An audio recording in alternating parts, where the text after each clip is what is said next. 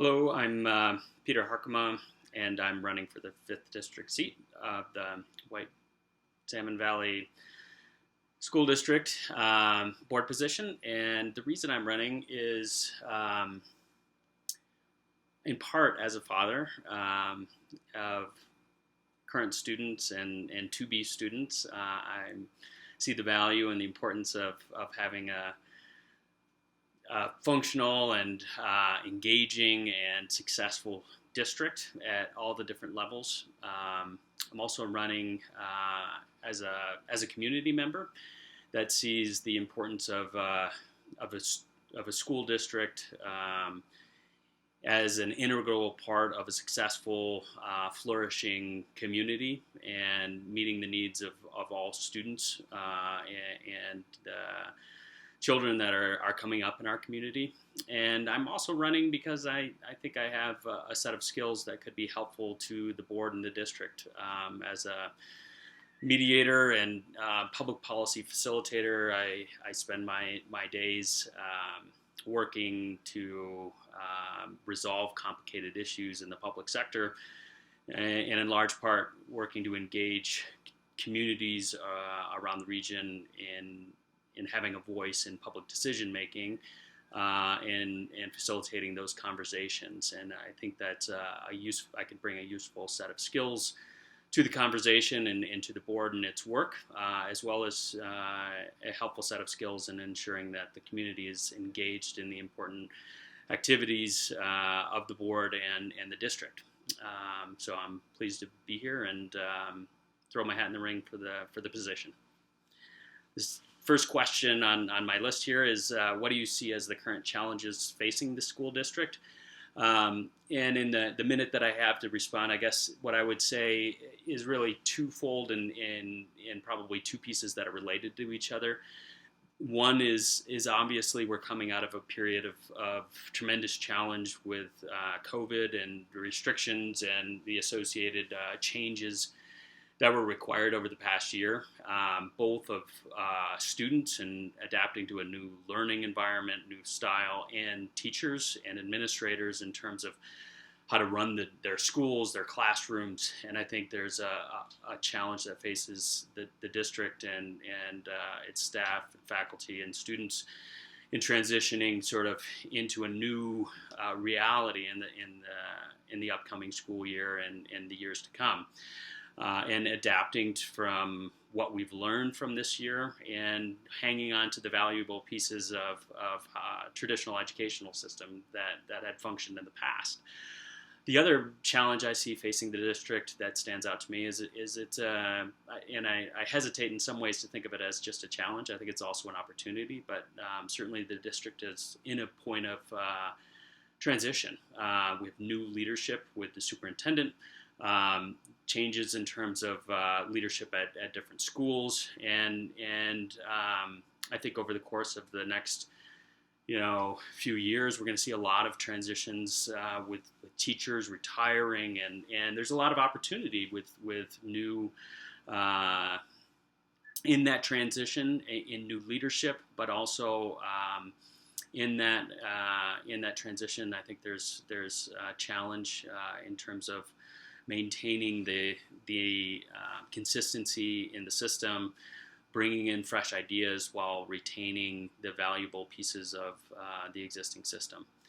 Second question that I have is, what is my vision for education in the community? I think simply put, it's a vision that provides education to White Salmon District students from all backgrounds, and I think it has to be a district that meets the needs of students that obviously from pre-K and on up through senior year of high school, and within that, particularly as you look at those upper years, students that are requiring or desiring to move into vocational studies, students that are looking to move into AP studies and advance their collegiate aspirations. I think that my vision would be one of inclusion, one that an educational system that reflects the diversity of the community in all of its forms. As a Spanish speaker, I certainly have a deep heart for the Latino community, which is an important part of the district, but there's a great deal of diversity socioeconomically and otherwise that I think needs to be attended to through the system. Third question is, if someone came to me with an idea, a new idea or proposal, how would I evaluate whether or not it is worth implementing? And I think in this, responding to this, I guess my answer is in part one of transparency, that I'm not an educator. So to the extent that a proposal was an educational one, as a board member, one, I see that the role as an important conduit for bringing in new ideas, listening to those ideas. And in terms of evaluating it as a board member, I think you'd rely on fellow board members to provide input. And certainly the leadership, staff, and faculty of the district, I think, would be hugely informative and instructive in understanding whether the proposal meets the needs of the students and the teachers within the district, the leadership of the district. So I would say how I would evaluate would be through reaching out and to the other members of the community, including but not limited to leadership and staff and board members within the district, to get a better understanding of whether they feel like the proposal meets the needs, meets a need, is a high priority at the present moment, and whether it's complementary of other initiatives underway within the district. If I received $1 million grant to use in the school district any way I wanted, what would I do with it and why? Here too, I think as a board member, certainly I have ideas of my own ideas of what might be helpful, but I think as a board member also it's important to ensure that my objectives are aligned with the district's objectives, the district leadership, the teachers and staff, like I said previously, to ensure that that dollars are spent in a way that aligns with the vision for the district. So, and is complementary. Grants in particular, I think certainly some activities can be funded through different pots of money, and it's important that we use resources effectively, wisely, and leverage opportunities to bring resources to the district. So if there was $1 million that could be used in one area from a grant, that would free up resources in another area that might not be able to access grant funding.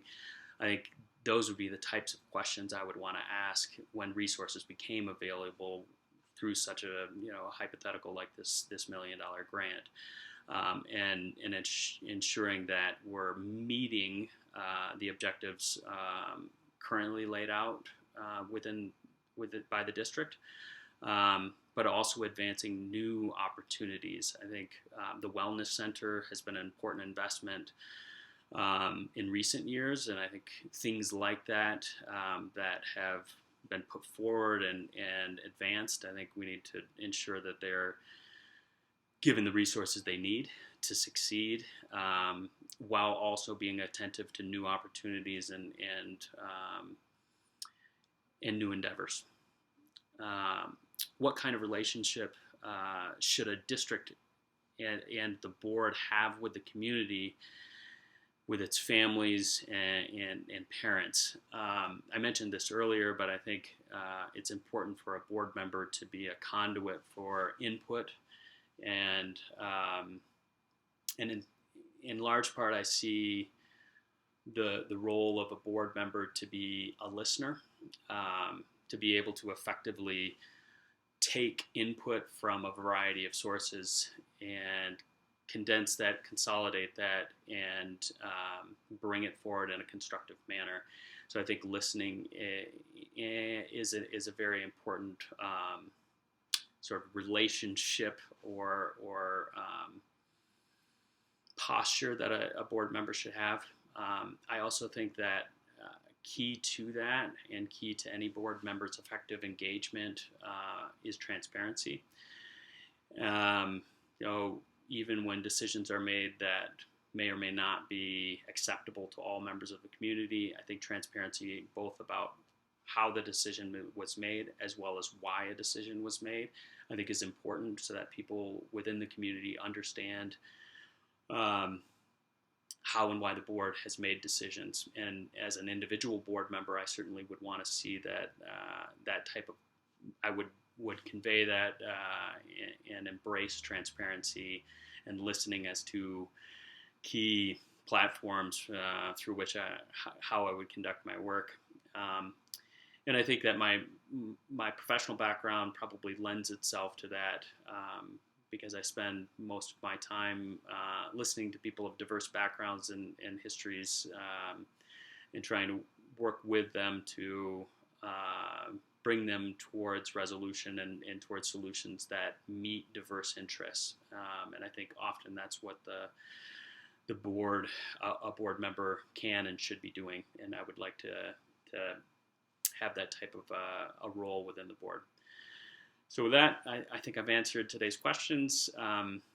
Always open to additional questions should they arise, and appreciate the time to share my short answers here, and look forward to future conversations. Thanks very much.